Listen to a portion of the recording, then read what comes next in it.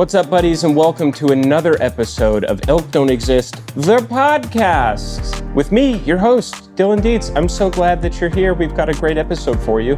But firstly, this podcast is brought to you by the one and only onX Maps. onX goes so much further than just telling you private land ownership, state land. It goes so much further than just telling you where you can hunt. It also tells you how you can hunt, from satellite, hybrid mode, topography, and my new favorite feature, LiDAR, which just gives you an insanely detailed look at the topography of a place. Get started today. You can sign up for a free account, and even the free tools are awesome. Thank you, onX, for sponsoring this podcast. Guys, let's get the show started, and let's do it right now.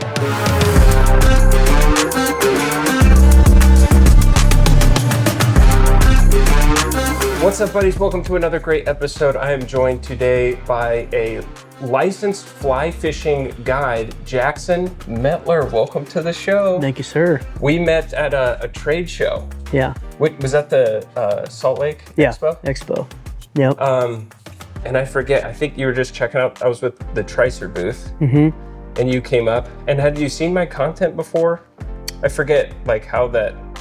I think... you would mention, did you buy something from us? Yeah, I ordered the bipod. And then I was with an outfitter that I worked for down in Colorado, and saw the Tricer, been seeing Tricer, and I saw the booth, and I think I ended up just chatting with you.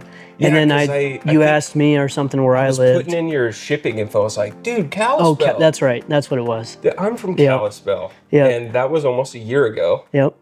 And I invited him to my house. Yeah. To do a podcast. I could be a serial killer. You might. Oh, well, if you follow my hunting page, you know I don't kill that much. So. Well, you kill stuff though. I'm starting to get to. out there. Yeah, we're starting to, but you're pretty safe. Oh yeah. How long have you been a fly fishing guide? This year will be going on year 6, and then the 5th season here in the Valley. Okay, cool. Yep. And how difficult was it telling your dad that you're gay?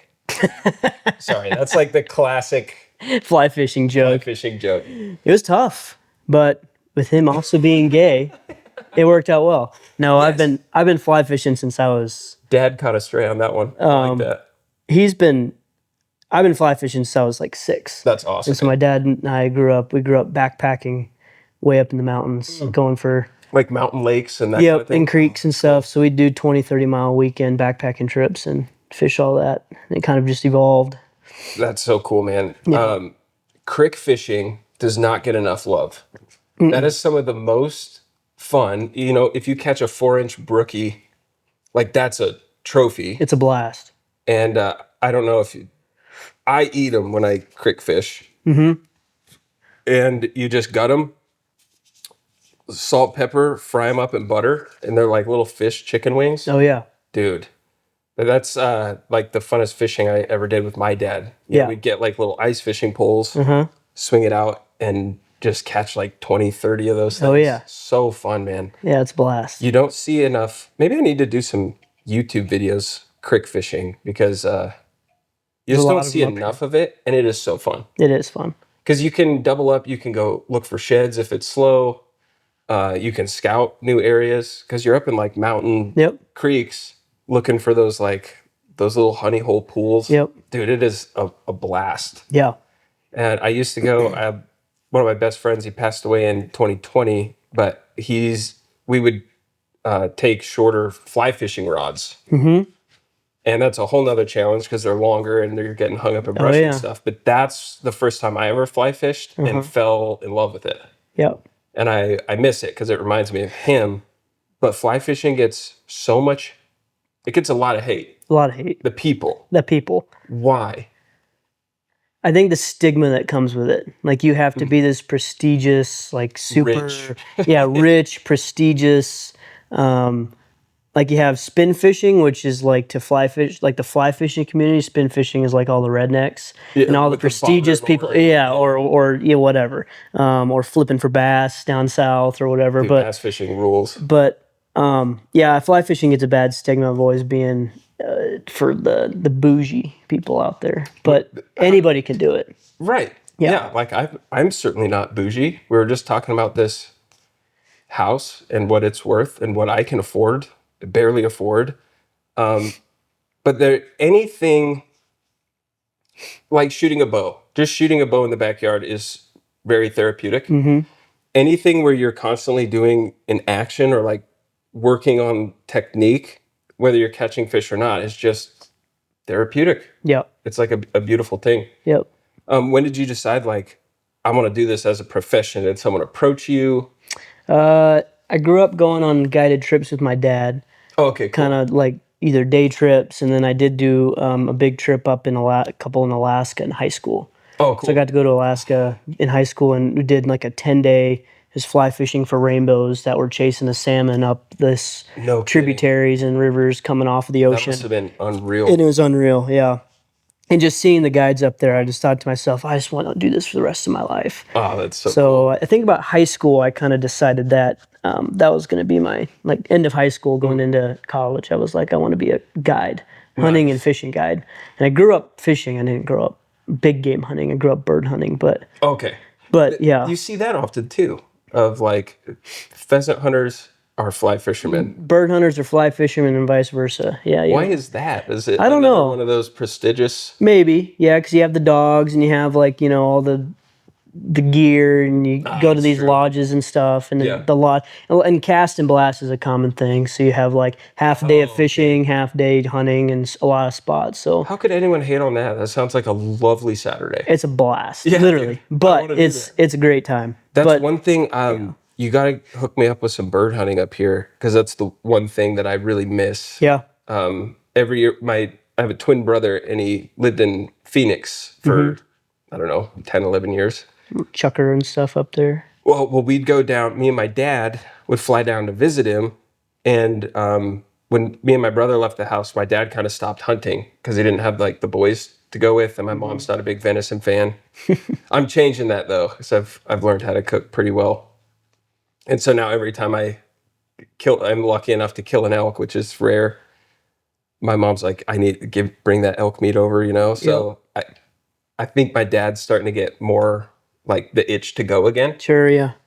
And but every January we'd fly down to visit my brother, and then for $20 a day you could hunt quail, which is such a great out of state. We're picking up mule deer sheds all day, seeing big bucks, seeing elk. Yep. And you can chase quail sun up to sundown, giant coveys. Yep. And I'd burn through a box of shells and maybe kill one quail. Very tough, but I miss bird hunting with a dog. Mm-hmm. Like anyone can go up and shoot grouse, and that's really fun. I love doing that, but just like combing through a field for pheasants, I miss doing that. So if you have a bird hookup, that'd be there's awesome.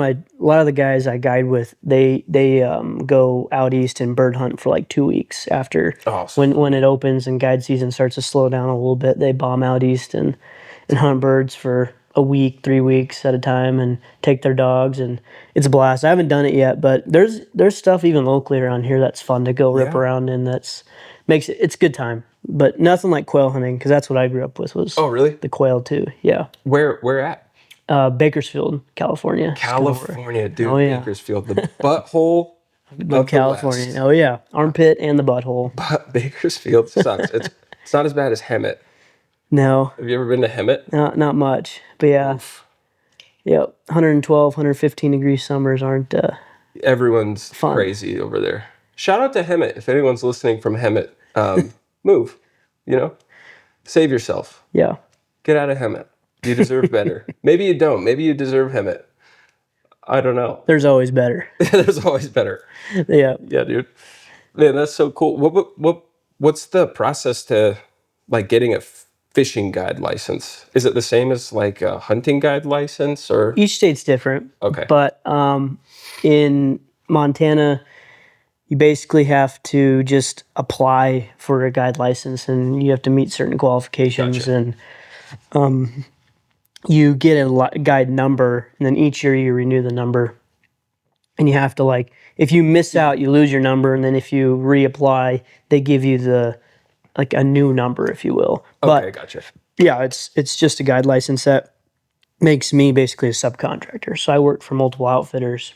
So that gives you kind of the freedom to bounce around. Yeah, so like they carry all the licenses, the permits, they do all the website and marketing. I'm just subcontracted to communicate with clients. I get booked, communicate with clients, and then take them on the trips. So do you guide hunts as well? I did for a while. Well, I say a while's relative. Was that in more Colorado or up here? So when I graduated college, I met an outfitter prior to that at the expo cool. in 2019.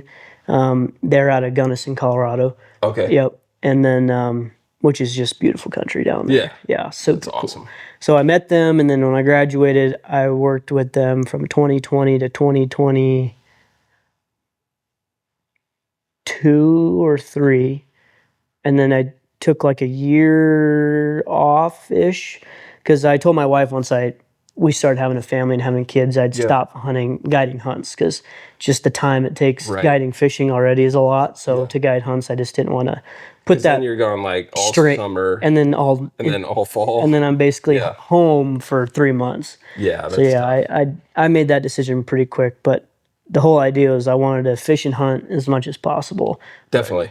It definitely does not end up being that way. You're just like, you do very little fishing on your own, very little hunting on your own when you become a guide. That's the biggest thing is when people ask like what I do, it's like, oh, I'm like in the hunting space. Yeah. Oh, are you a guide? Like, absolutely not. Yeah. Number one, no one would ever want me as a guide. Number two, like every guide I've ever met, some of them like truly love their jobs, but a lot of it's like they're underpaid, overworked, and they never get to hunt for themselves. Yep. Like that's a luxury. Yep. And yeah, I'm guessing like you experienced some of that, like for sure, having a day or two to try to fill your own tag. Yep. And it's even tough now guiding fishing. At times I have to like take time off because September is a great elk month. Yep. But it's also great fishing. Yeah. Because brown trout are starting to run to spawn, and the season's changing. It's getting colder, and the fishing picks up a lot. We call August Angry August because it's hot. The water temps are high. Yep. Fish are lethargic. The trout are lethargic. But then they switch in September, so it's this battle for me, like, because I do love fishing and I do love chasing the big browns and the big fish that are coming up in the fall. Yeah. But I love chasing elk with the bow too, so it's pretty fun. Yeah, so my goal is always take like a handful of days off in September, in early October, even after the majority of the rut's over, and go chase elk. But it is a tough balance for sure. Yeah, find time for yourself. Yeah, that's brutal, especially like because what I always love to ask guides is the nightmare client stories, which I'm hoping you have some. Oh, I got all sorts of stories. Yeah. Okay, because like nothing would be worse being stuck for a week with people that suck. Yeah. You know? Yep. You know the saying, finding a hunting buddy is harder than finding a wife. You've heard that? I've found that to be fairly true. Yep. But getting stuck somewhere knowing I could be fishing alone right now and actually catching fish and not have to deal with these entitled, rude people. So I want to know, like, biggest nightmare client story. Ooh. Like the one that comes to mind where you have nightmares about them. Hunting or fishing? Hunting or fishing. You know, I get a handful of people every year who they're difficult personalities for sure. But I wouldn't say what makes their personality difficult. I think it's the they know more than you. No, it's the expectation of the trip. I want to catch the most and the biggest. Yeah. Which, for anybody who's in the Kalispell area and knows a flathead, it's a great fishery, but you're not getting either of those. Right. Like there are big fish, but there's very few of them. Right. And you're not catching like the Missouri River out east in Great Falls area. You're catching big fish and quite a few of them. Here, you're catching a handful of fish, but they're smaller. And size... The trade-off is the beauty of the beauty of the area, yeah. But you heard it here, don't come to Kalispell. The hunting and fishing is terrible. Yeah, don't ever. Yeah. Tell your friends. That's like elk hunting. Like, you might see some elk, but it's very rare that you're going to find like an absolute giant up here. Yeah. Unless you work for it really, really hard. Really, really hard. And it's not like other places where you could pass 3 bulls a day in some parts of the state. Yep. Up here, like your one 30-yard opportunity might be the only opportunity you get the whole season. It's just tougher. Yep. But yeah, going back to your question, I don't know if I really have a gnarly story, but I think what it all boils down to is like the managing expectations, whether it be for fishing or hunting. That's the toughest thing. And like for fishing, it's, hey, just keep practicing on the form, keep practicing on your cast, keep practicing on, because it's everything. It's the cast, the drift on the water, and then the set, and then the fight. Do these people have experience? No. So they're coming fresh. Ooh, okay. Yeah. And they're coming fresh and expecting like... They're expecting it to be kind of like a lake fish where you throw the bobber and the worm out there and you're just roping bluegill all day. It's the same thing. Yeah. But then for the hunts, you're kind of managing this expectation of what they're going to get. The outfit I worked for in Colorado, for elk, it was management. So we're not killing giants. We're killing a lot of 290, 300 bulls. And then it was more of a trophy deer unit than anything else. Gotcha. But a good elk opportunity. Great elk opportunity. In a hunt. That's what I'm after. In an archery and muzzleloader hunt, it was like 100% we were going to get into elk. Awesome. Out of a 5-day hunt, at least one time more or less every day. Sometimes it was like crickets. But when it was tough and it was hot or they're quiet and not talking, I mean, you know how tough it is finding elk in general when they're not talking. It's like hunting a deer. Yeah. But a lot of glassing and then just telling them like, you just got to stick with it and you just got to keep grinding and put miles on and change. And you can't convince people of that sometimes. You just got to have the faith in them that they're going to actually believe you when you're both working together as a team. Right. So that's the part that in the past with clients, it's like melding those two is tough. And then it just kind of creates tension. Yeah, right? Especially like you're tired, it's day 4. Yep. It's slow the last 2 days. Yep. Maybe the client's not in great shape. Yep. Or to get that mentality of like, it could change at any moment. Any moment. You just have to be hunting a lot. Yep. And it's the same I've noticed a lot of crossover between hunting and fishing because it's like even a slow day of fishing, if you just keep going, keep the drifts going well, keep casting the right way and putting it nicely, even if you're not getting a lot of action, like I'm convinced if you just keep it in there, what action you will get is either going to be a quality fish or it's going to make the 1 or 2 fish you do catch even more special because you're like committed to it for that time period. That's great advice in general. It's like just keep doing the things work. Yep. Now, figuring out what works is tough. And that's where I've never been on well, that's not true. I've been on one guided hunt, technically, but it was a goose hunt in Kansas. And, 50,000 birds cycloning above you. Yeah, wild. You're shooting and reloading so fast, the birds on top don't know what's going on the bottom yet. Yep. And there's 200 birds on the ground. Yep. After 10 minutes. Like just chaos. Unbelievable. I did that hunt and I was hunting with some guys there that they're like, yeah, we don't really hunt big game. We just do this and chase the birds all over the country. I'm like, you never hunt elk or deer? Like, then I did that hunt. I'm like, oh, okay. I get it. That was unbelievably fun. Yeah, that's a good time. It was a great time. I think that's the reason too guys end up doing fly fishing and bird hunting is it's instant gratification for both and you have more opportunities. True. Where big game hunting is just that grind of it can be. You just got to commit to finding one. But I like that grind, but it takes years to learn to love that. Yes. Yeah. But that's why I've always wanted to do a guided elk hunt somewhere. I feel like you could absorb years worth of tips and tricks and instead of having to just try to figure everything out by yourself. 100%. But yeah, managing expectations is really hard. I took 3 brand new hunters out this year, like grown men that just within the last year or two are like, I think I want to try that. Yeah. Just for I want the meat. Yeah. I've seen what it does for your brain, your soul. I want to see if this is for me. Mm-hmm. Took them all out. They all 3 tagged out on whitetails. But one guy, Solomon, he's the one that killed the biggest deer. He's rookie of the year for sure. Like day 1, completely socked in. We jumped 2 little does the whole day. He fell asleep multiple times. He's like, yeah, hunting's okay. I was like, just give me one more day because you got the crap weather, crap conditions. Went out again, and then we saw 3 mature bucks in one day, which is, for up here, That's a lot.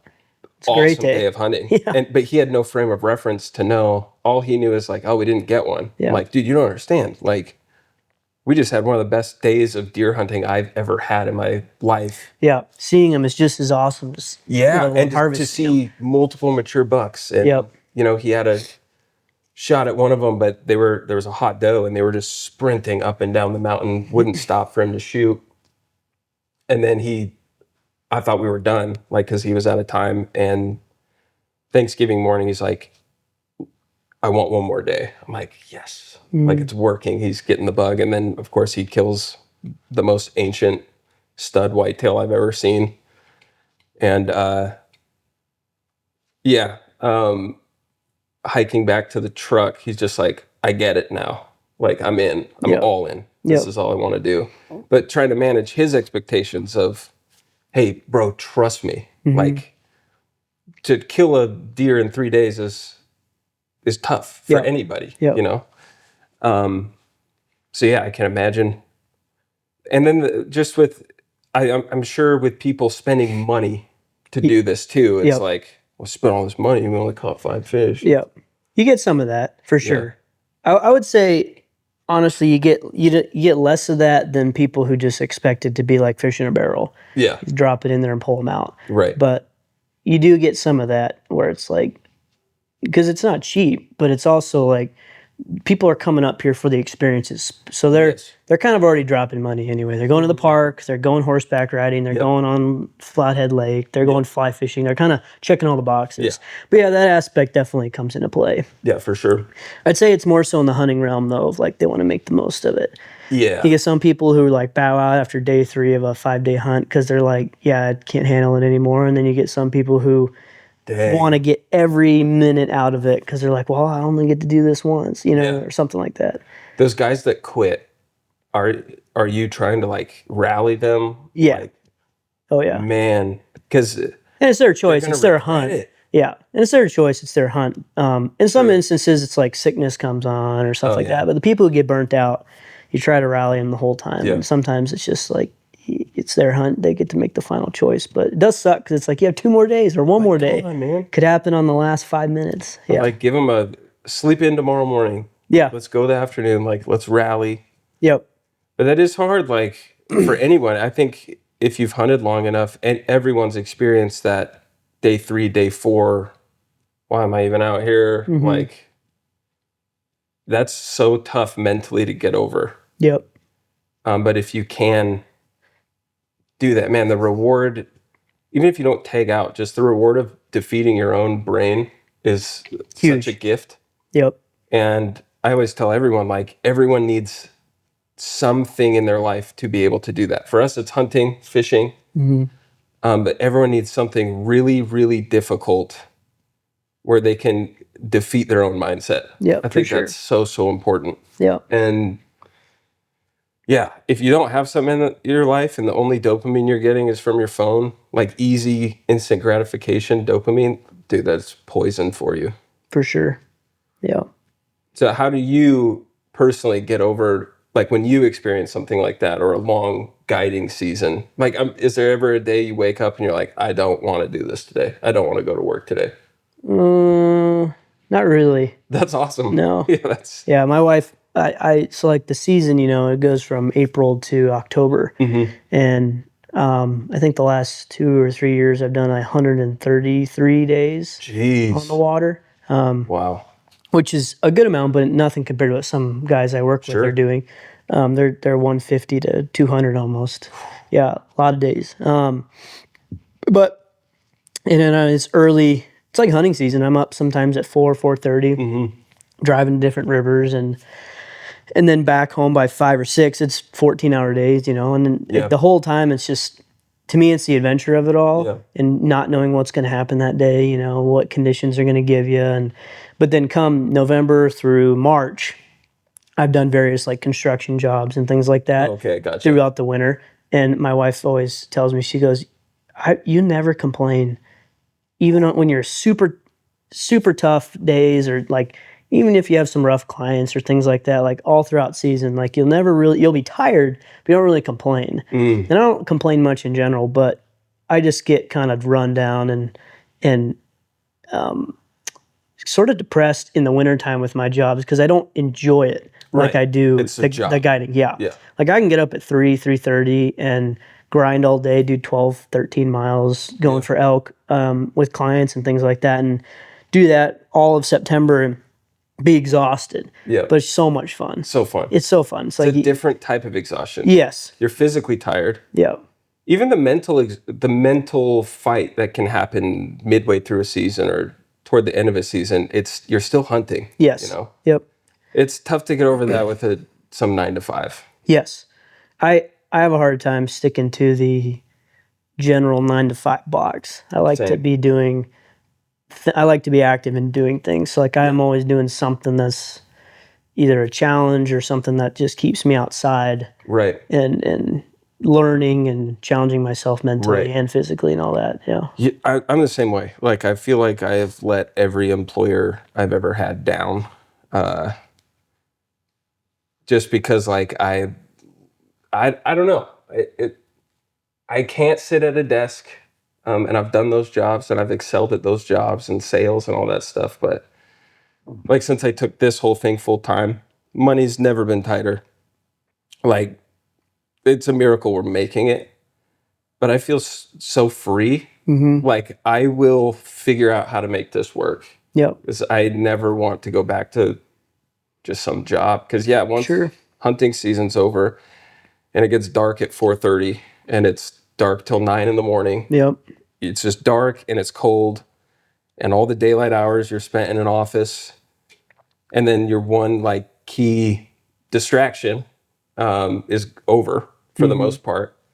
Dude, it gets so tough. Yep. And so this is like the first year that I don't feel that. Sure. It's different work. Like it's all video editing now and getting podcasts out and stuff. But I'm working for my own thing. And man, it's awesome. Yeah, it's rewarding. It's very rewarding. For It's sure. very discouraging at times. Yeah. Not knowing where your next paycheck is going to come from or how contract negotiations for the year are going to go. Yep. That's what I'm dealing with now. That's always scary, but yeah, man, it's awesome. I feel bad for people listening like, oh, must be nice. I get that comment a lot. Must be nice. You know what? It is. Yeah. Getting paid to hunt rules. Yeah. Hell yeah. Yeah, it's pretty sweet. Apologize for that. Yeah. Is this not? On the back end, it's a lot of work. It is a lot of work for not a lot of money sometimes. But it is nice, man. Yeah. Like I'm going to go chase coyotes after this. Nice. Yeah. You want to go? I would. We got people coming over for dinner. Oh yeah, it's New Year's Day. Happy New Year's, guys. Yes, Happy New Year's. Happy New Year's. Happy New Year's. 2026, man. Starting it off. Yeah, dude. You got a 9-year-old baby at home? 9-month-old. 9-month-old. What did I say? 9 year. Oh, I have a 9-year-old. 9-month-old. Yep.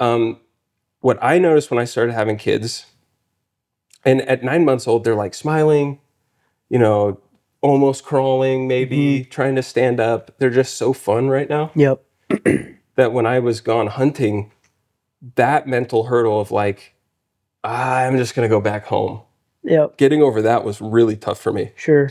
Still is now that, my boys are 9 and 5 and they're psychos, and my oldest definitely got my ADHD. And so they're just a lot to handle right now. Yeah. They're so fun, so energetic. But I like to say they're either sprinting or sleeping. There's no chilling. Yeah. It's like when you're home, you better be ready to wrestle and fight and run around and play catch. And but being gone on like multiple day trips or even just day hunting where you're grinding it out like during the week, it's the hardest the thought of like, I just want to go snuggle my boys. and hang out with my boys. I should be bringing them out here more. Yep. That guilt, knowing my wife is like, and she's a badass rock star. It's kind of wife you want. Yeah, dude. Yeah. She's incredible. Yep. Because it's never a fight to, yeah, go ahead and go. I'll just be here. Like, there's never any of that. Yep. If she needs help, she's like, you think you could stay home today? I need a break. And then it's the easiest. Absolutely. So easy. And your wife sounds like the exact same, especially if you're gone. Yep. 130 days a year. Yeah. Oh, it wears on her for sure. But she understands it, and she knows. Yeah. I've made my boundaries about it pretty clear. Yeah. Yeah. Like, as soon as guiding doesn't make sense, I'll shift gears a little bit. For sure. But we've made it work as of now, which has been great. That's awesome. Yeah. And then, like that, I had that same issue this last fall. I did 2 days of, I did 2 separate, sandwiched an elk hunting day and archery season between 2 fishing guide days out on the Missouri, and just went out to a few spots and got into elk both days, which was awesome. Yeah. Almost killed on both days, which is even sweeter. One of the biggest bulls I'd seen here in Montana. Wow. And I was blown away. I was like, whoa, this guy is, it was cool. That's I was solo doing it all, and I was in pretty bad bear country, so that was kind of the prayer the whole time of like, don't die. Don't die. But yeah, the 2 days I did hunt though, it was a blast. But by the end of it, I had already been gone for like 5 days fishing. And I was like, I'm ready to go home and see my family. Yes. Yeah. So I just grinded out much as I could, and then as soon as I pushed the envelope too much with the elk, I was like, all right, this is my sign. I need to start backing out and hunting my way home and getting back here, and then I'll recoup and try it again. Yeah. That's what a good husband does though. Is like, yes, our wives are super cool. We can do whatever we want. Yep. There's no asking. I don't have to ask permission, Sure. I don't like that language. I don't subscribe to the ball and chain thing. Like, I love my wife. I like being around my wife. She knows what this does for me. Like, I'm a better person coming home from it. For sure. And I say this all the time too. It's like the guys that come home mad and grumpy because they didn't fill a tag. Like, dude, you're not helping your case. Like, why do you? I remember several years ago, before I really changed my mentality. My wife's like, "Do you even enjoy this? Do you even like to go hunting?" I'm like, "Yeah, it's my favorite thing in the world." She's like, "Why are you so mad about it? So mad all the time?" Like, that's such a good point. And then, what wife is like? Yeah, go off, come home mad. I'll be pulling my hair out with the kids all day. That doesn't help your case at all. Let them. I tell guys all the time, let them see a positive change when you come home, tag filled or not. And that's super important. Yeah. And I've got a buddy who's got 3 kids, and him and his wife both work, but hunting's his thing. He just hunts all fall. Yeah. And but he's home all summer, and they do things as a family all summer. Yeah, he doesn't really go scout. I mean, he does a little bit, but he doesn't really go scout. He doesn't do any of that. He just literally, they work, they do a ton of family stuff together, and then in the fall, he still does a ton of family stuff, but he's booked his hunts up pretty heavily because that's his time. And for the most part, unless something crazy is going on health-wise, or, the kids are all sick or something, I mean, he's out hunting, and he comes back, and he's 100% dad when he's back home, and it's so important. His attitude towards it all is, super positive, and to him, being out there is being out there, and killing is the icing, but it's not It's not like he's pissed about it if he doesn't do it. Right. Yeah. And him and I have had some pretty fun hunts, but it's cool to have that there's balance for sure in it. Yeah, and that's super hard. I think it's hard. Reminding whoever in your life, hey, remember September's coming up. Me and my wife try to, she works full time at a church, and there's busy seasons at church. I feel like they're all busy. But hey, remember Christmas is coming up, or Easter's coming up, so the shed hunting's got to take a backseat. Oh, yep, absolutely. So we're always just trying to prepare for the next season. Because I don't think I don't believe in balance in life. I think that's a myth. Because sometimes one of those things has to get more of your attention. Kids are acting up a lot. Okay, time for me to spend more one-on-one time with them, and my own stuff has to take a back seat, or hey, work has to take up more time during this season. Like it's not balance, but it's like a sliding scale almost. And just like preparing the people in your life for that. Like my closest friend group, none of them hunt. One of them does now because of this new hunter project they did, which is really cool. But they're all like anime loving, Marvel. They're nerds. And they roped me in as like the token jock kind of guy. But they know like from August to December, we're not going to see each other, like hardly at all. I'm not going to be on the phone. So even like my friend group knows like, oh, Dillon's, he's off. Yeah. He's doing his thing and sucking at it and returning home empty-handed a lot. Yeah, I think that's super important. Yeah. Just talking through this stuff. And I think a lot of guys don't do that. Who knew, man? Communicating your wife is a healthy thing. Yeah, 100%. Wow. I hope someone takes some good from that. There's a lot of guys that need to hear that. Yeah. Find your thing, and yeah, every wife needs a thing too. Every yeah, for sure. And you got to encourage each other to go do it, but also you can't have that be like your fallout. Like you can't have that be your crutch. Like when things are going bad, I go to the hills. It's like that should focus on what's going on at home, and then that should be like deal with that. I need that to help be better at home or whatever it is. A lot of guys snowmobile in the winter or ski, like that's their thing. Right. It doesn't have to be hunting or fishing, but find the thing. But then find the thing you can do together, and then the things and find the things you can do. Encourage one another in the things you don't do together. But it has to. Yeah, that's good. I feel like that's where the balance comes in. There can't be balance in life, but there is balance in like what you encourage each other in to be better. For sure. Yeah. I'm always telling my wife, I'm like, I don't care what it costs. Pick a hobby, horse gymnastics. I don't give a shit. Yeah, anything. Pick something. We'll throw all the money in the world at it that we have. Like find your thing that you love to do. Yep. Because you can treat it as an escape, but I don't think that's what it is. I think everyone, especially when you start having kids, like women need a thing that fuels them. Yep. And a lot of girls struggle with that. Like, I feel like for dudes, dude, I'm super into chess right now. I just started learning chess. I'm learning openings and theories, and I'm playing chess. We can just pick a hobby and dive into it and learn it and figure it out. Yep. I don't know why girls have such a hard time with that. I don't know.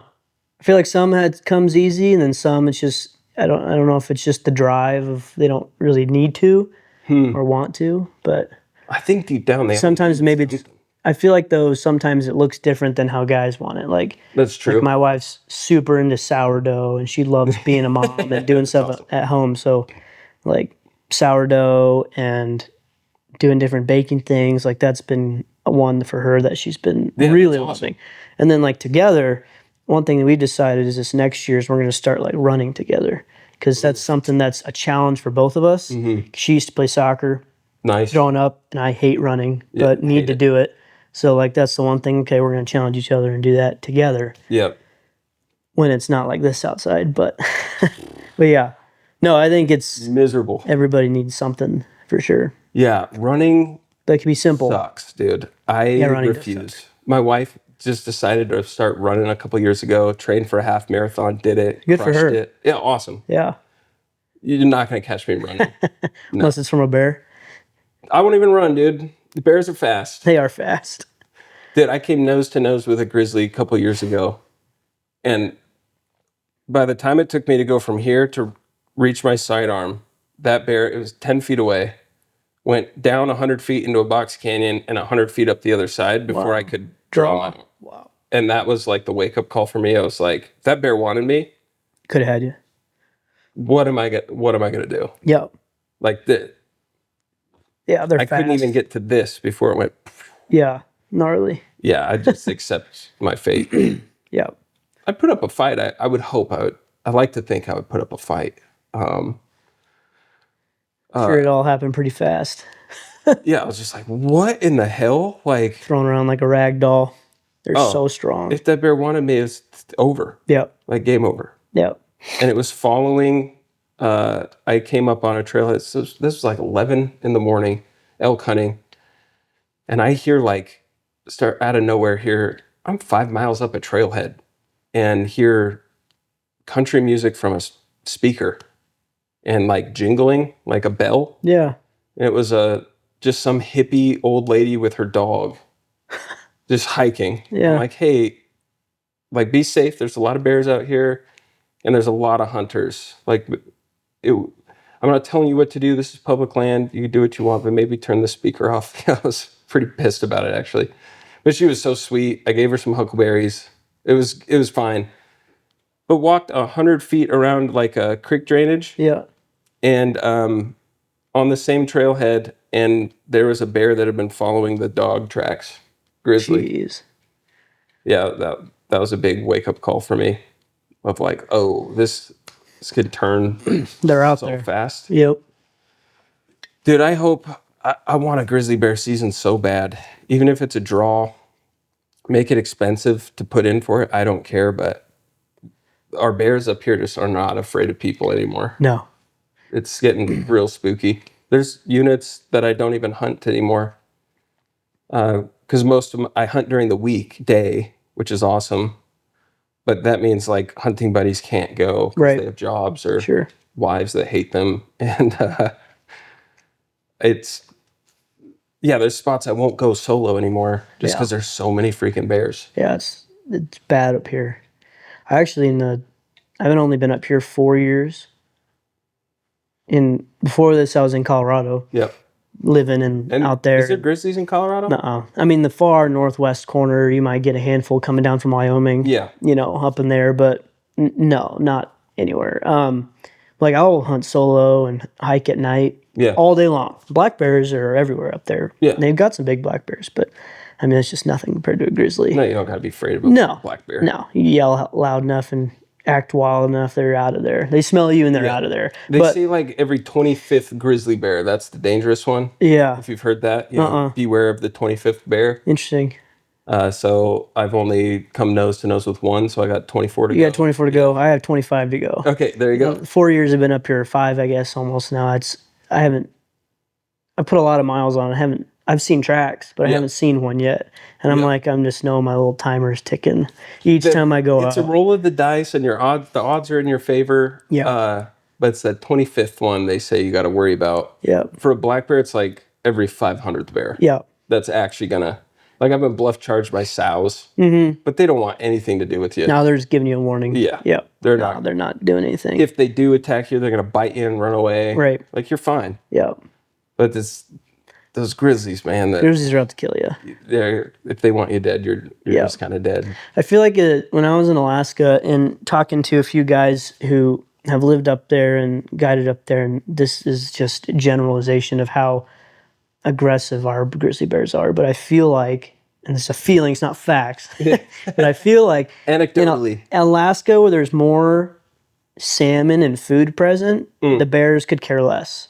They're going to be aggressive with you if you're in their fishing spot, or if they have food, or obviously if it's a sow, which that's across the board. Right. Sows are bad news if you get into their zone. But when it comes to here, I feel like if you encounter a bear, like the level of aggression you're going to get from it is a lot higher probability than an Alaska bear. Interesting. Unless you're like on Kodiak or something where they're just giant and they know they can push you around. But yeah.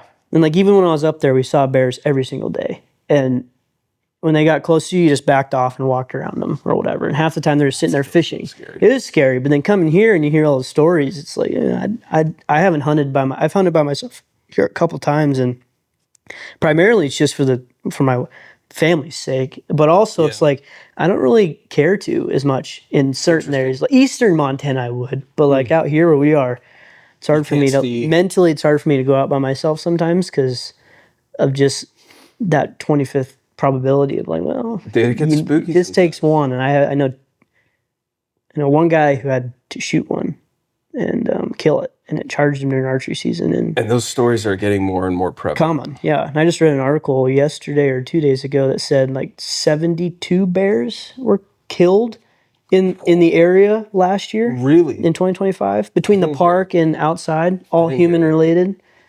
I didn't realize it was that many, and there could be other factors in there. But yeah, 72. Good. Yeah. 72 less. Yeah. That's excellent news. Yeah. I think a bear season would be nice. Like BC used to have. I think just I think it's BC. Safety, like get some fear in them again. Yeah. You know? Yeah. I don't know how to hunt a grizzly bear. Yeah. But just have that tag in your pocket. I feel like management of some sort needs to be there, but has to happen, man. But yeah. That and make wolf season year round, no tags. Like the wolves are so bad and they're so smart. And they're hard enough to kill as it is. Yeah. Yeah. Oh, we'll go hunt them. I'm like, bro. You don't see them running around like coyotes. No. Even our coyotes up here are getting smart. Yeah, they are. Yeah. No, it's all interesting. The amount of predators we have up here is wild. It's insane. Yeah. Even black bears, man. Like, I am not picky with black bears. I try to sway people that, I'm after that 6.5 footer. I'm like, dude, that 5.5 footer that you've passed will kill 20 calves this year by itself. Yep. Like, I don't pass bears. If it's a legal adult bear, it's getting shot. Yep. Just from a predator management perspective. Sure. Yep. Because I think way too many people let too many bears walk. Personally. Yep. We have so many black bears up here. Unbelievable black bear hunting, and that's why I tell people, like, if you're looking for a great out of state opportunity, this is it. $375 all in. Yep. No draw. It's over the counter. Hit up my DMs. Bring your family up here. Go visit Glacier. Get the Montana experience, and buy a bear tag. Spring fishing and bear tags. Yeah, there you go. Book it. What's the name of the outfitter you work for? Montana Fishing Guides? Yeah, Montana Fishing Guides is one of the main ones I work for. Book Montana Fishing Guides. Yep. And then we'll get you on a big black bear. Or any black bear. Any honestly. Black bear. Any legal black bear. Yeah.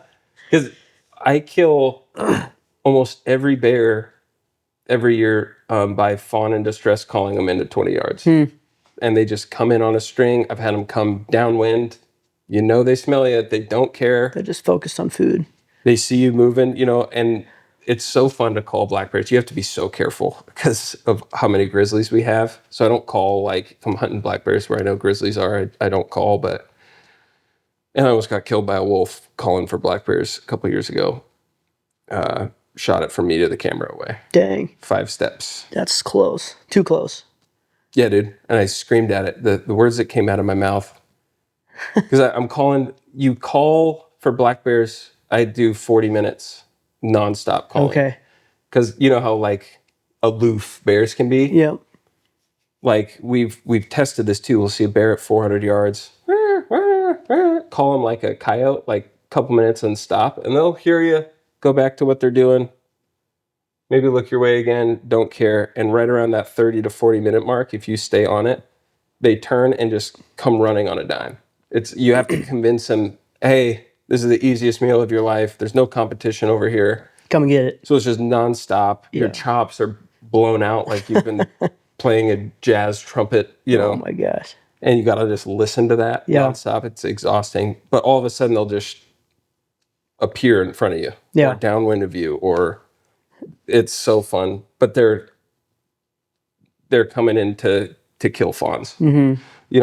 I killed a black bear one year. I glassed it 700 yards away, and there was a big old cow elk, late May. She's getting ready to drop a fawn, and there's this big cinnamon bear that would just shadow her every step. Just waiting. Wow. Went over there the next night, crossed the drainage, got up onto that knob, ended up jumping that cow, sat down, did 2 fawn in distress calls, and that bear was 15 yards away. Just waiting for it to drop. Yeah. Wow. Yeah. So don't get too picky on bears, on black bears. That 5.5 footer is going to kill calves and fawns all season long. And it's fun kill either way. Yeah. Yeah. It's a fun hunt. I love black bear hunting, man. Yep. Great time to scout. You're picking up sheds. Weather's great. Or it's crappy. What is that? Or it's really bad. Or it's really, really bad, and you're not going to see bears at all. Yep. Bears are so funny, man. They don't give a fuck. They do whatever they want. They don't follow a schedule. Dude, 95 degrees, they'll be out at noon just laying in the sun. There's no rhyme or reason to what they do. They just do what they want. They don't pattern easy. Yeah, they're on their own schedule for sure. But you'll find them we hunted an absolute giant, like 7-footer, one of the biggest bears I've ever seen in my life. And saw him one day, early season. This is like April 16th or whatever. And I know if I go back there on April 16th, I'll find him in the same clear cut. So they'll do that, but it's like they eat one food source for 2 weeks and then they switch. And then you got to re-find them again. But I like that. I like that challenge. Yeah, they're finicky. Very finicky. Yeah. They're so fun to just watch. Like, have you ever seen a bear yawn? Oh, yeah. Dude, it's so funny. The tongue sticks way out, stand up, scratch their back on a tree. They're so cool. Or sitting on their butt, and they're just grabbing berry bushes and raking them into themselves. Balsam root and just... Oh, yeah. As lazy as possible. It's hard to shoot them when I see them doing that. Yeah. Because they're so cool. But, yeah, dude, they just decimate calves and fawns. Yeah, they're ruthless. Yeah, gnarly predators. I saw one kill a grouse one time. That was one of the coolest things I've ever seen. Wow. And it just, boom, jumped on it, explosions of feathers everywhere. They're wild, man. Yeah, don't stop passing so many black bears. Shoot the 5.5 footers. Nothing wrong with that. Yep, there's plenty more to replace it. Yeah, especially kill a big one the next year. Especially up here. Yeah. It's rare that you're going to find like that 7-foot bear. Those are really hard to kill, but we have a pile of 6-footers. We probably have more black bears than elk. Probably. You think so? I don't know the actual numbers on that. I don't either. Look it up. Yeah. I'm not a statistician. No, I'm not either. I make dumb hunting jokes for a living. Yeah. No, there's definitely more predators per square mile up here than maybe not whitetails, but definitely elk and mule deer. Definitely more whitetails than probably black bears and grizzlies, but yeah. But dude, I love being a whitetail hunter up here. It's pretty fun. Everyone else is like turning to love it a lot more. Dude, it's my favorite. I'm gonna get hate for this. I think killing a big mature whitetail is way harder than killing a big mature muley. And that's coming from a guy that's never killed a big mature mule deer, so forgive me. I'm going to make a clip out of this because you're just hunting. I'm going to get shit on. You're just hunting the big mature whitetails in their little world. Right. You're not up in the big mature mule deer world. Correct. But I feel like... but still, it is tough for a mature one either way. Yes, true, to be fair. But I've walked through crunchy snow end of November trying to find rifle elk, and 7 yards away, giant mule deer just looking at me, doesn't care that I'm there at all. Yeah. That'll never happen with the whitetail. Unless you find, like, you just happen to stumble on him with they hear you walking from 200-300 yards, they're gone. You're never going to see them. Yeah. They're so much more spooky. They are spooky. But I love hunting mountain whitetails up here. It feels like you're hunting like blacktails sometimes. Yep, I agree with that. But everyone else is like trying to find mule deer, and our mule deer numbers suck. I think mule deer numbers everywhere are hurting, but especially in Montana, like something's got to give. It's getting real bad. But I feel like some of these big mountain whitetail spots, I have like the whole mountain to myself often. Everyone's road hunting, or the diehards are hunting mule deer typically. It's a lot more rare to find a guy that's after like big mountain whitetails. Yeah. So much fun. They are fun. Again, but our genetics up here are terrible. Don't bother. There's better whitetails in other states. You don't have to come up here. Yeah. Unless you're going to book a guide. Yeah. Do a fish, what is it? Cast and blast. Cast and go blast a bear. I like that, dude. Yeah. That's awesome. Any big plans for 2026? I want to start applying for the breaks, archery tag for sure. I think. Do you have any points over it? I put in for that No. rifle tag. No, I haven't. I honestly, that's the one thing moving to Montana that I've loved is the general tags. I love hunting the general tags. Yeah. And I've never been able to do that because in Colorado you have to, as a non-resident especially, but like you can't, you have to choose your season and you choose. Interesting. Like if you have archery, you can hunt all September, but then you have your first, second, third, and fourth rifle. And you have to apply for those? You have to apply for those. I take not all of them, but like for deer, I actually don't know the specifics, so I don't want to get slammed for saying false information. But no, you have to. Basically, it's like you can only choose your 1 week of hunting, though. That's what I'm trying to get at. Yeah. Where in Montana, we have a pretty sweet deal where it is too good. So it's like, when is it going to end kind of thing? Because we literally get to hunt from September to, if you go into heritage muzzleloader, December 15th, and then bead tags and shoulder tags till January 15th. It's way too much. It's a lot of hunting time with like very short breaks in between archery and rifle, and then it's like a week. Yeah. And same for the general and muzzleloader. But yeah, coming here, I was just so pumped to hunt with my generals. I was like, I didn't even care. So I don't have any points. That's how I feel. I do put in for like the once in a lifetime Montana tags. You know, I won't say any units, but the big mule deer. Yep. I've got 5 or 6 points in there. I've got almost 10 points in the, how do I say this? The big coveted rifle bull elk tag. Yeah. Hoping to draw that in a year. That would be unbelievable. Yeah, that'd be sweet. And I've never hunted over there. Mm-hmm. Well, I killed my first bull, my little dink 5x5. My first ever bull was on a 13,000 acre private ranch that a friend of mine grew up there. So I had an in to go there. People who hunt on private land suck my balls. That was dude, we were passing, I missed a great bull on the first day. I was feeling down. So I'm like, tomorrow, let's just hunt the river bottoms for whitetails. We were passing up 30 to 40 bucks a day. Yeah. Just nuts. Overwhelming. Like so many deer. And, like I ended up killing my bull. The elk came off of public land. So it's not like it's not a high fence. There was 5 or 6 other hunters the whole week we were there. But people that hate on that, like do those herds not need managed too?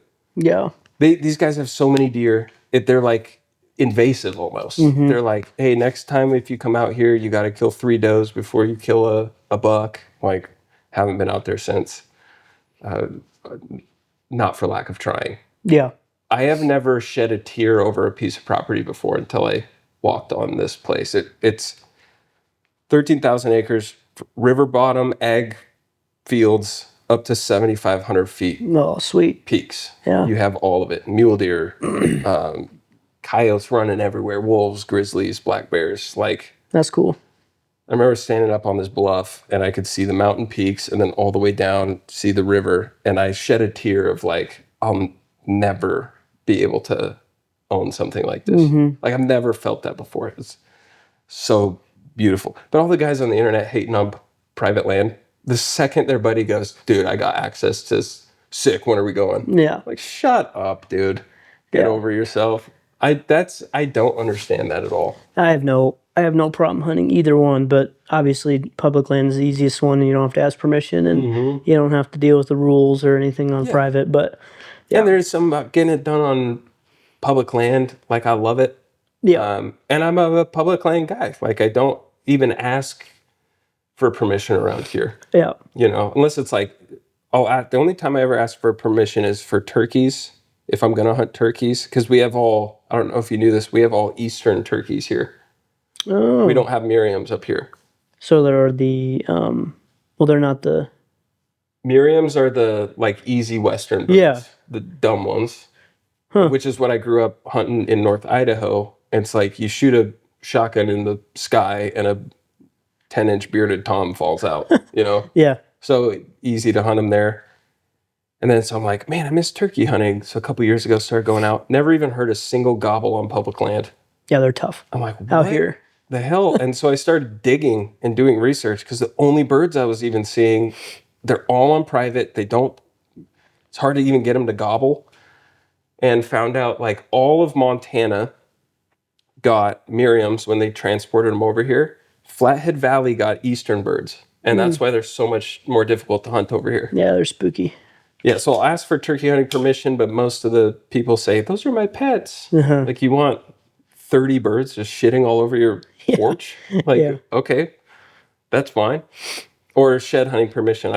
I don't ask for deer hunting permission because I like trying to find those big mountain bucks that have never seen an egg field in their life. That's what gets me going. Yeah. But if someone says, hey, come hunt my property, you bet your bottom dollar I'm spending the whole season there. Yeah. Are you kidding me? For sure. Yeah. Yeah, man. No, it's all funny the way it gets you out. Yeah. And if that's your only option to go hunt private, that's fine. As long as you're just enjoying it and not squandering it. And same with public. Just do the same thing. Yeah, for sure. Exactly. Yeah. That's awesome, man. But yeah, no, I don't know. General tags, again, I'd love to go. My goals now is to spend archery season elk hunting and then my rifle season going for deer. Nice. Whether it be mule deer or whitetail. Now, if you had, okay, so are you picky or do you? I'm pretty biased on mule deer, but if I find a mature buck of either, I don't have any preference. Yeah, that's sweet. Yeah, I kind of have the mule deer bug though. That's for sure. I haven't gotten it yet. Like I was just telling him before we started recording this year, I talk about it in the hunt video I just put out of my whitetail. I was trying to find mule deer. And the first time I come out into this spot, I see, 14 does out on this face 1,000 yards away. And peak rut, not a single buck with them. And I watched them till almost dark. Like, okay, well, there's lots of mule deer out here, lots of does. We'll keep trying this. On the way out, I stop and there's like a skid chute. And I put the glass up, and there's just a giant whitetail shed 300 yards at the bottom of it. Go down, pick it up. One of the biggest whitetail sheds I've ever found. I'm like, well, they're up the here. Mule deer. Yeah. I'm hunting whitetails here. Ended up killing my buck. Yeah. A couple hundred yards away from where I found that shed a couple days later. So I try to get into mule deer, and I don't know. I can't make the switch quite yet. Yeah. I think part of my deal is down in Gunnison area, the mule deer down there it's legendary. People who are mule deer fanatics know the Gunnison Basin and Gunnison Valley is prime for mule deer. I'm assuming that's a tough draw. Yeah, for the late season hunts for sure. Okay. Yeah, for the good ones. It's like I guided down there this fall, 3rd and 4th rifle. Oh, nice. Which is super fun. And I think one client had 23 points down there before he drew. And then the other guys in camp had 24 and 25 or something like that, or 23. Yeah, a lot. I'm so you either play the long game or you play the pay to play and you do like vouchers and stuff like that. But Godspeed. Yeah, but no, you can, like, an archery tag isn't that bad. I think it's 7-8 points. It's a brutal hunt, though. Yeah, all at like 13,000 feet. Yeah. Oh, yeah. The elevation kills you more than anything else. Like, finding deer out there is not terrible. It's the elevation to get up there and hunt them. Get sick. Yeah. Yeah. But I've seen some giants out there, and we've killed some giants, and I got that bug for sure. Cool. I would love to hunt mule deer in Colorado. I'm 35 and really didn't always loved hunting, but it wasn't my thing until 12 years ago. Mm-hmm. And back then I knew nothing about points or where to even apply. I'm like, I don't have the time. I don't have the money to put in for a tag. Sure. Some of these spots, I don't have $700 just that I can loan for a little bit. Right. And so I have 0 points in any other state. And then part of me is like, well, what's the point of even trying if I'm not going to draw some of these tags till I'm 52. 50 or 60. Yeah, 50 or 60 and can't even get up there anyways. So it's like, I'll put in for local, the state Montana tags. And I don't know. I'll be like a public land day tripper for the rest of my life, I think, but I'll be plenty happy doing And it. it goes into that whole conversation of, I think, what a lot of the industry is going to is the management side. Are we managing for quality of hunt, or are we managing for a hunt? You know what I mean? Like you hear that a lot on the big podcast platforms of guys talking about the states switching things up. It's like, do you want to, some guys are willing to wait, every 3-4 years to have that good tag. I can't do that. No, I couldn't either. No. Like I'd rather hunt every year for the most part. Some animals, like for mule deer, especially mule deer, I wouldn't mind being able to just focus on whitetails and then hunt mule deer at the same time, like by scouting them. If I can get a good mule deer tag every 4 years, I would do that. I'm good with that. Yeah, and then hunt elk every other year. Every year. Archery, for sure. Yeah. Rifle, a little different. I guess rifle and archery is different. Rifle hunting for elk is Yeah, damn near impossible. it's so hard. thick. The few spots you can go in glass, everyone knows about. Yep. So every raghorn's getting killed. Yep. It's not. It's really brutally difficult. Yeah, which here it could benefit from having a little bit more regulation in that aspect. But it also is tough because with our predators, they don't allow for bulls to get big. It's because they either really get tough. killed by humans or they get killed by a Predator. bear or wolf. Yeah. Man. But no, I feel like that I hear that conversation a lot though of do we regulate it so that you can only hunt every few years, but it's a good tag, or the every year people? And I feel like I just can't do that. No, I'd rather hunt every year, even if the units are limited, and then hold out for that good tag or Every 5 years, whatever. For sure. I'd be happy on a general tag for the rest of my life. Yeah. But Montana can't sustain that. No, which I think Whitetails can. Whitetails can.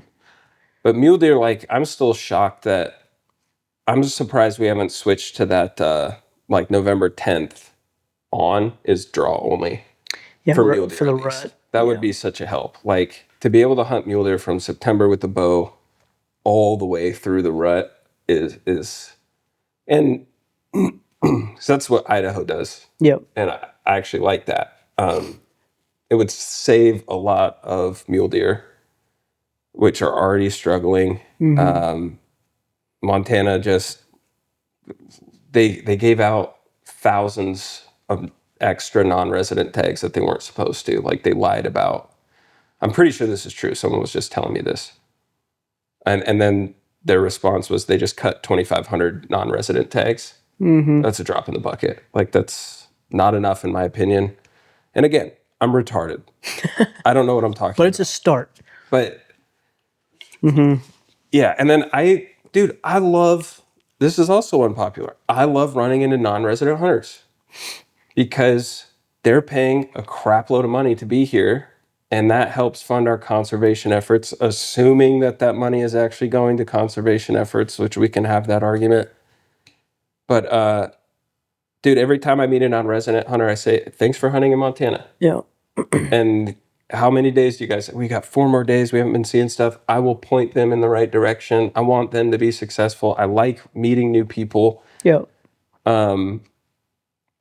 It's controversial, but it's non-residents are pretty much solely responsible for funding Montana's conservation efforts. And that goes for every state. Mm-hmm.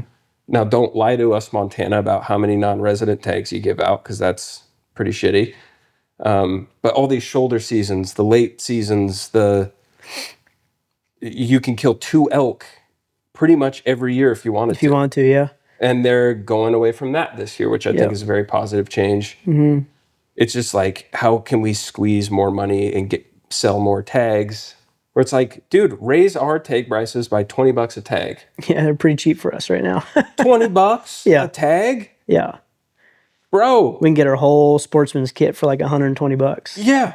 Every year. I would happily volunteer. I think most hunter in the state, if it was hey, we're raising tag prices by $10, all of us would unanimously say yes. If that means we don't have to have as many non-resident tags, which I'm not against non-residents. When people say... There's a balance in that. balance, but the whole like hunt your own state.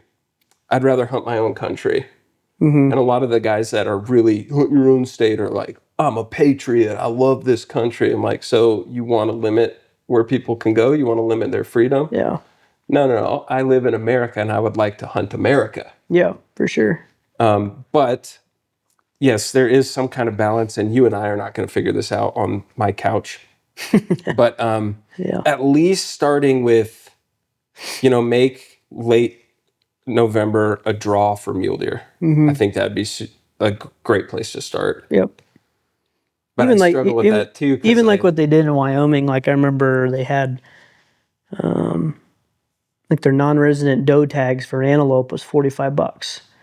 Oh wow. And you could draw it every other year. But it's still a draw. Yeah. So like me and my buddies, we'd hunt it, put in a preference point, and draw. We'd apply the next year, take the loss, get the point, and then normally draw it the next year. For a buck. For a doe. Oh, interesting. Okay. Bucks were like 3 points. Okay. And then they had I think they had a bad winter or something, and all the numbers tanked. So they immediately responded and just like upped it. What I like is the immediate response. So I made it immediate. Like it might have taken a couple years, but it was longer than. I mean, it was a short period of time because this is when I was all living in Colorado, and I was like, oh geez, I want to go hunt antelope for $45, and I'll kill a doe like it's meat. So I remember it's good meat. It's great meat, and so I remember doing that, and then right as I was about to leave and started doing it, it was like it took you a lot longer, like another 2 years to get a doe tag. Interesting. And then it was like 5 or 6 points to get a buck or something like that. But it was like an immediate response. But even to do that for mule deer, where it's like even if it's a draw, but you have to have like a point, and it gives you 85% success rate, perfect, or draw success. Yeah, that'd be fine. Anything like that. Just something to help, because between the predators and just how mule deer across the country, those numbers just. Yeah, and mule deer are amazing and hardy animals, but whitetails and mule deer do not get along very well. No. And whitetails are way more aggressive. Yeah. I feel like we'd have more mule deer on the valley floor if there weren't as many whitetails. Interesting. That's my opinion.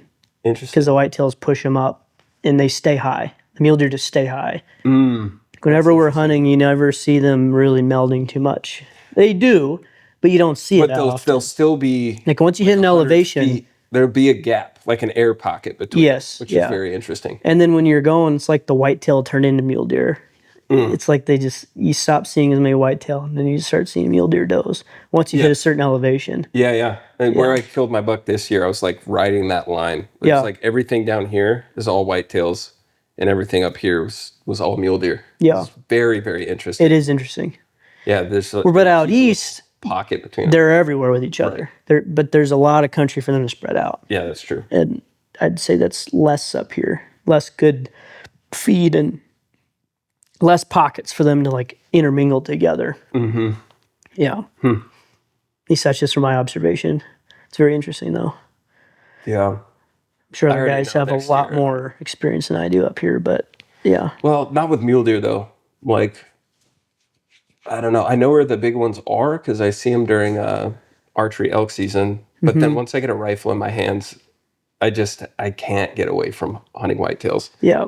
And like the buck I shot this year, he got me so excited I didn't even get a great look at him. It's younger deer, still really cool, super happy with them. But it wasn't that age class that I was after. Yeah. So I feel like next year I'm not even thinking about mule deer.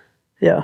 I'm already know next year I'm all in on the whitetails again. Going for old man whitey. Yeah, dude, I just can't get away from them. Yeah. This is fun. I've enjoyed it too. They're so fun. Yeah. If you get one to like rattled mine in, and anytime they come in, like it could be a fork and horn. If he comes in hot, I'm gonna be tempted to shoot it. Yeah, like, for sure. It's just so fun. Yeah. And that's what mine did. Rattled and just came in, snot everywhere. He saw me. I forgot my grunt tube down on his little ledge where I was rattling. I'm like, oh shoot, I got to run down there and get it. And I had done a big rattling sequence, sat for 10 minutes, didn't sit long enough. I was just like, I want to see over here. I want to keep going. And I had this thought in my mind of like, bring the camera in the gun. Don't be an idiot. I'm like, now I can see this whole floor. Nothing came in. Run down there, grab the grunt tube, look up, and buck just comes in hot, looking for whatever's going on. And he saw me and spooked over the ridge. And I'm like, damn it, dude. Like, and I just saw frame and I'm like, that looked like a shooter. And he came into the rattle like it's on. And I only had 4 days to hunt for myself this year for deer. And so I sprint back up through, like that tall buck brush. So I'm making so much noise. I have rain gear on. It's just switching everywhere. I'm like, I'm never seeing this deer. Get back up to the gun, clash the antlers together again, and he comes sprinting back over the ridge. And when he did that, I was like, I'm shooting this deer. Yeah. It was so cool. That's fun, though. Dude, it's awesome. Yeah. First mature buck I ever killed, I grunted him into 15 yards, and he stared at me the whole time. Big broken G3, and just so slowly just boom. Yeah. Hunting mountain whitetails, especially with the rattling and grunting up here, is like rifle hunting elk. Yeah. Or archery hunting elk. It can be. It's like that excitement of like they respond really well. Yes. Yeah. I think that's experience. If you rattle and there's a buck within 200 yards, they're coming. You're gonna see it. Yeah, that's cool. I haven't done enough of that, but I've done some. It's like if I rattled 10 times, one of those times I'm gonna see a buck. If you time it right. And late season, like past November 20th, rattling is kind of pointless because they're typically with does, and they're not. They act like elk that way. Like if you're hunting a herd bull, you're not gonna break them off those cows. Go in there and bugle at him and chuckle. He's just gonna scoop his cows and leave. Yep. And deer just won't pay attention to you if there's like. In the South, they call it like the lockdown phase or whatever. But like they won't leave them. November 1st through the 15th, they get curious and they'll come and check stuff out. Rattled in $3 for myself and then 2 other guys this year. But you catch them in that like when they're really starting to check those a lot, get them curious. That's like my favorite. Yeah. My favorite time to kill a mature whitetail up here is the end of October. Harder to find sometimes, but they're still on their like food bed, and then they're starting to just check batches of does. Yep. Instead of like individual ones. Moving country.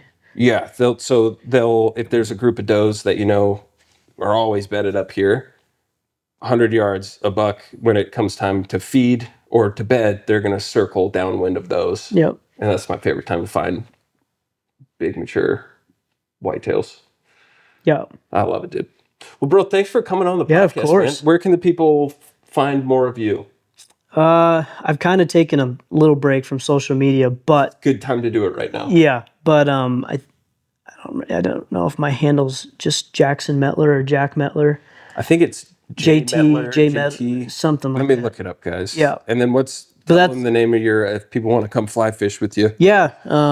Montana Fishing Guides is one, True Water Fly Shop, and then Bent Fly Fishing. And love to get people out, take them on a trip. And JT Mettler, and right here, I'll put his little Instagram handle. You can follow him. Perfect. Dude, thanks for coming on. Of course. It's great to see you again. Yeah, you as well. Appreciate it. Keep in touch if you want to get after coyotes or wolves or sheds. Let me know, man. Sounds good. Yeah. Thank you. I'll Appreciate it. Good whitetail spots. Yeah, sounds like a plan. Guys, thanks for watching. As always, we are brought to you by elkdon'texist.com. Please buy like this, the Game Over tee in sand color. This is one of my favorite crew necks. Everything you buy there, all the profit comes straight to me and my family. It helps me continue to do this. Check out all of the other wonderful sponsors. And yeah, love you guys. Happy 2026. I pray that you fill all your tags, draw all your tags. Your wives love you more, and you get out into the woods more often. Thank you for being part of the Silly Goose Hunt Club. Keep getting after it. Jackson, God bless, guys. See you later. See you in the next one.